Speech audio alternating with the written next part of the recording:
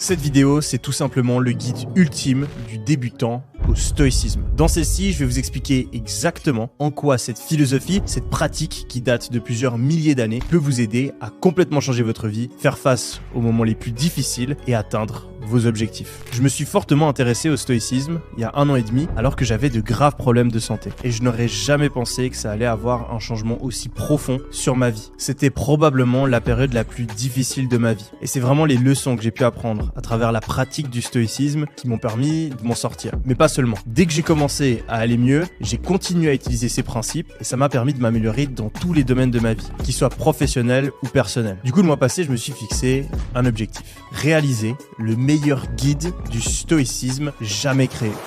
Du coup, j'ai commandé et lu les meilleurs livres sur le sujet. J'ai regardé des dizaines de vidéos sur YouTube et j'ai surtout testé tout ce que j'apprenais dans ma propre vie. J'ai ensuite tout résumé minutieusement et aujourd'hui, j'ai donc l'énorme plaisir de vous présenter le guide ultime du stoïcisme. Allez, c'est parti.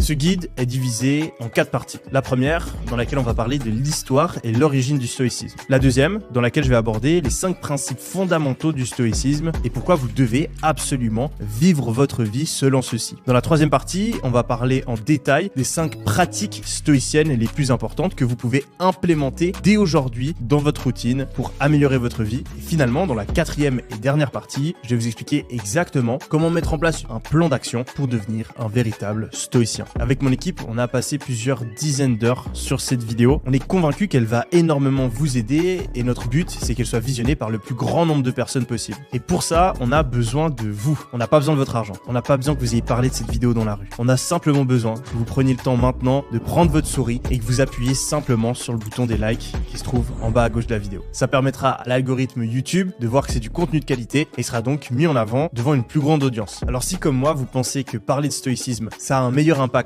que les pranks ou les vidéos Minecraft, eh bien ce serait incroyable que vous nous aidiez en appuyant sur le bouton des likes.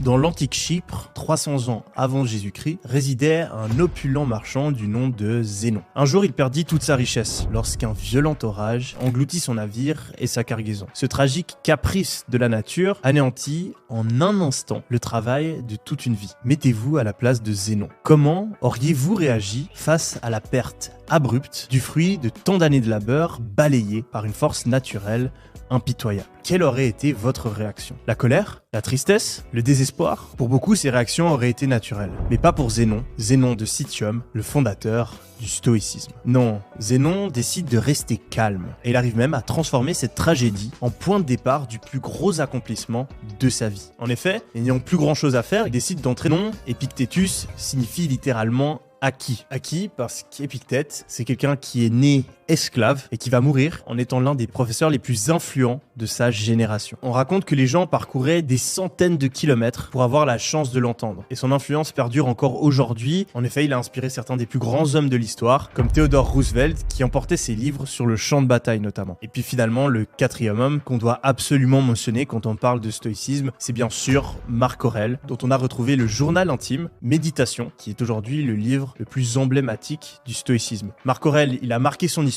parce que c'est un des meilleurs empereurs romains de tous les temps. Durant son règne, il a été incroyablement sage, adoré du peuple et il a su conduire l'Empire romain à travers des périodes extrêmement difficiles avec brio. Mais ce qui est impressionnant avec Marc Aurèle, c'est tout simplement ses pensées et ce qu'il a écrit dans son livre qui encore aujourd'hui, 2000 ans plus tard, résonne et aide énormément de personnes. Le but de ce guide, c'est pas de vous faire une leçon d'histoire. Non, le stoïcisme, c'est vraiment quelque chose qui est important et qui est extrêmement concret dans le monde d'aujourd'hui. Aujourd'hui, où on a un taux de suicide qui est le plus élevé de tous les temps, un stress qui est omniprésent et des injustices toujours plus grandes dans la société. Aujourd'hui, où savoir lutter contre les émotions négatives et les souffrances, c'est devenu une compétence indispensable. Je suis convaincu que l'approche stoïcienne, c'est vraiment la clé pour résoudre ces nombreux problèmes modernes, tels que les addictions, les pressions sociales, la recherche de sens, l'anxiété, etc. Et je pense que le stoïcisme, c'est aussi un outil formidable pour atteindre ses objectifs et vivre une vie dont on peut être fier. C'est pour ça qu'on a passé énormément de temps à se renseigner, apprendre et analyser tout ce qu'on pouvait trouver sur ce mouvement. Et pendant ce travail, on a répertorié 5 grands principes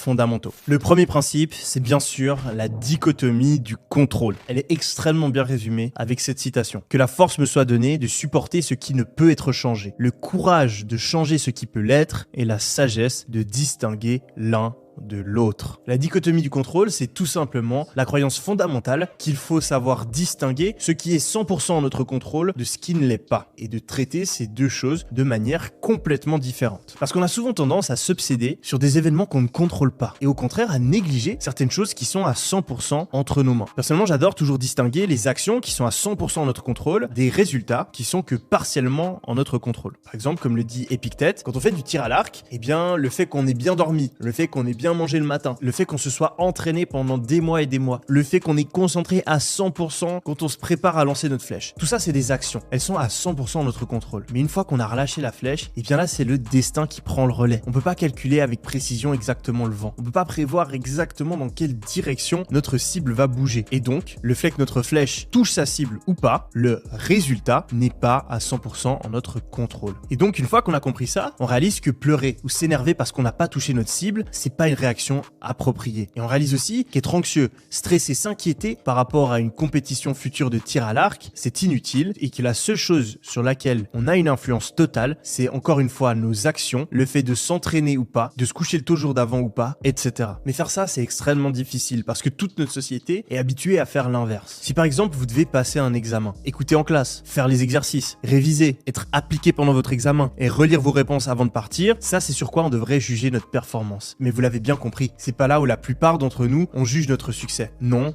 Actuellement, tout le monde est concentré sur la note que l'on reçoit. Cette note-là, c'est le résultat, elle n'est pas à 100% notre contrôle. Parce que peut-être qu'on va tomber sur le sujet d'examen qu'on maîtrise le moins. Peut-être qu'on va comprendre une consigne d'exercice faux. Peut-être qu'on est tout simplement pas doué dans une certaine matière. Et pourtant, actuellement, dans notre société, tout le monde s'en fout. On va féliciter et donner des diplômes à des personnes qui ont triché. On va regarder de haut des personnes qui ont travaillé d'arrache-pied, mais qui malheureusement étaient malades le jour du test. Mais bon, comme on l'apprend dans le stoïcisme, le monde est tel qu'il est et ça ne sert à rien de vouloir qu'il soit différent. Mieux vaut se concentrer sur notre manière d'agir et de penser, et donc à partir de maintenant, juger son succès sur nos comportements, nos actions, plutôt que sur nos résultats. Car tout le temps passé à s'obséder sur des choses que l'on ne peut pas changer est du temps perdu pour changer les choses qu'on aurait pu changer. Et oui, malheureusement, la plupart des hommes sont capables de passer des heures à redouter la note d'un examen, le fait ou pas de recevoir une promotion. Ils sont prêts à s'attrister sur leur frêle apparence physique ou sur leur mauvais style vestimentaire sans passer une seule minute à agir pour changer toutes ces choses-là. Et ça, c'est le cas parce qu'ils ne comprennent pas la dichotomie du contrôle et se focalisent sur les résultats au lieu de s'obséder sur les actions. Principe fondamental numéro 2, la chose la plus importante dans la vie pour les stoïques, c'est la recherche de la vertu. Rechercher la vertu, ça veut tout simplement dire être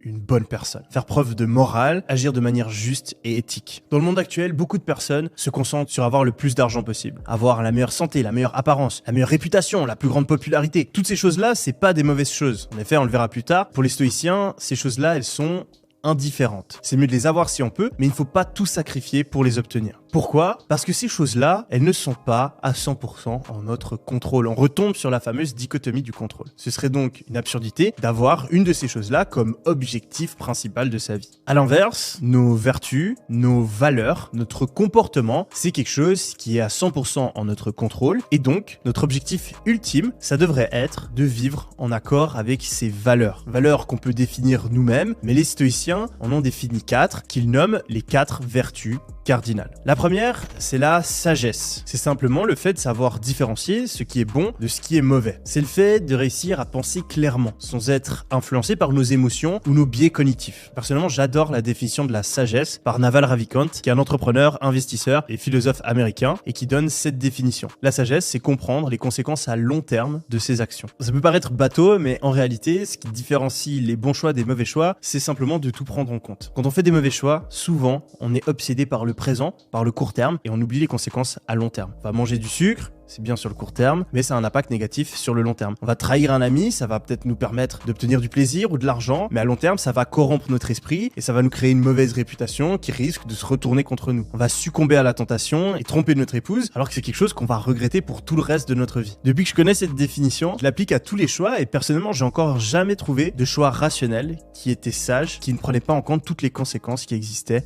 à long terme. La deuxième vertu, c'est le courage. Le courage, c'est la capacité d'affronter la douleur, la peur, la souffrance, le danger ou les défis sous leur forme physique, comme sur le champ de bataille ou à la salle de sport, mais aussi dans les situations morales, quand on doit avoir une discussion difficile, quand on doit mettre en jeu sa réputation ou son emploi par exemple. C'est du courage que vient par exemple la discipline dont on parle beaucoup sur cette chaîne, où on va effectuer une action qu'on n'a pas envie de faire parce qu'on sait que c'est la bonne action pour atteindre nos objectifs, quand on prend en compte toutes les conséquences à long terme, encore une fois. Le courage, c'est aussi la capacité de passer à l'action et rendre réel dans le monde physique les conclusions auxquelles on est arrivé dans notre cerveau. Car, comme le dit Sénèque, ce n'est pas parce que les choses sont difficiles que nous n'osons pas, c'est parce que nous n'osons pas que les choses sont difficiles. En effet, la majorité des souffrances dans nos vies ne sont pas causées par l'action, mais bien par l'inaction. La troisième vertu cardinale, c'est celle de la justice. Alors la justice, selon la définition stoïcienne du terme, elle se concentre vraiment sur la relation qu'on a avec les autres. La justice, elle implique de traiter chaque individu, indépendamment de son statut, sa richesse ou ses origines, avec équité et bienveillance. Et oui, les stoïciens sont notamment connus pour leur idée que tous les hommes font partie du même corps, qu'on appartient à une seule grande famille et que donc chacun doit être traité justement. C'est d'ailleurs du stoïcisme que nous vient le cosmopolisme, qui de base signifie que tous les humains doivent être traités de la même manière, et cela peu importe d'où ils viennent. Finalement, la quatrième vertu cardinale, c'est la tempérance, qu'on peut aussi appeler modération, qui est tout simplement le fait de se maîtriser et savoir doser nos comportements, l'intensité avec laquelle on va faire quelque chose ou la fréquence avec laquelle on va s'adonner à une certaine pratique. La tempérance, c'est le fait de ne pas trop profiter des plaisirs de la vie, de savoir maîtriser ses impulsions et aussi de faire tout particulièrement attention à ses désirs. Parce que comme le dit Naval Ravikant,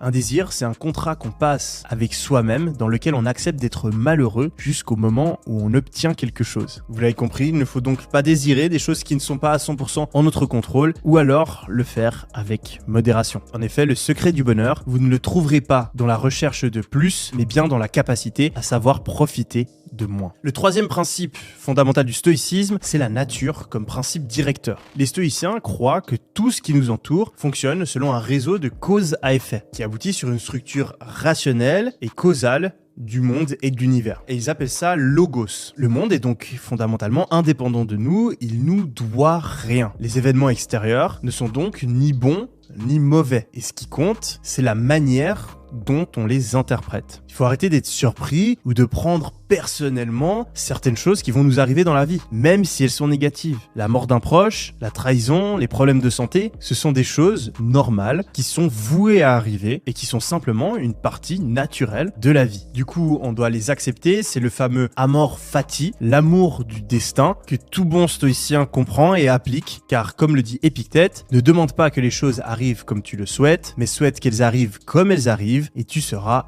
heureux. Le monde est tel qu'il est, c'est une erreur de jugement incroyablement narcissique et égocentrique de penser qu'il devrait être d'une autre manière. Le monde n'est ni juste ni injuste, le monde est. Le hasard des fois nous avantage, des fois nous rend la vie horriblement difficile. Ce n'est pas contre nous, ce n'est pas pour nous, ce n'était pas prévisible, il n'y a pas de sens, il n'y a pas de logique. Il nous faut simplement accepter qu'il arrivera ce qu'il arrivera et apprendre à en être satisfait, que ce soit positif ou négatif, car ce qui va décider de notre bonheur ou de notre malheur, ce n'est pas ce qui arrive, mais bien comment on décide de l'interpréter. Le quatrième principe fondamental du stoïcisme, c'est la maîtrise des émotions. Ça, je pense que c'est le sujet de dispute le plus courant avec ma mère. Ma mère, c'est quelqu'un qui pense que les émotions, c'est quelque chose qui a un sens profond et qui est extrêmement important, alors que j'ai une approche plus rationnelle qui pense que les émotions sont simplement des signaux biologiques, une réaction chimique dans notre corps qu'on partage avec les animaux et qui est censé nous pousser à avoir un certain comportement. On a peur du vide parce qu'avoir peur du vide, ça a aidé nos ancêtres à pas tomber d'un ravin. On s'énerve parce que ça montre aux autres personnes qu'on peut être agressif et qu'il peut y avoir des conséquences s'ils continuent à agir de manière négative envers nous. Sur ça, la plupart du monde est d'accord. Mais ensuite, là où ça devient un petit peu plus difficile et où il y a plein de philosophies différentes, c'est qu'est-ce qu'on fait avec ces émotions? Est-ce qu'on les suit? Est-ce qu'on les répresse? Est-ce qu'on les ignore? Est-ce qu'on les combat? Est-ce qu'on les questionne? Eh bien, à ça, les stoïciens ont une réponse. Et c'est pas celle qu'on pourrait penser. En effet, vous avez peut-être remarqué depuis le début de la vidéo, j'essaye de dire stoïcien et non pas stoïque. Parce que c'est deux choses qui sont différentes. Un stoïcien, c'est quelqu'un qui suit le stoïcisme. Quelqu'un de stoïque, c'est quelqu'un qui reste calme dans les situations stressantes et qui ne va jamais montrer d'émotion. Le terme stoïque est certes tiré du stoïcisme, mais a été déformé et on en a une utilisation aujourd'hui qui est plus vraiment en accord avec le stoïcisme. On pourrait penser que les stoïciens vont chercher à ignorer et réprimer toutes leurs émotions, alors que ce n'est pas le cas.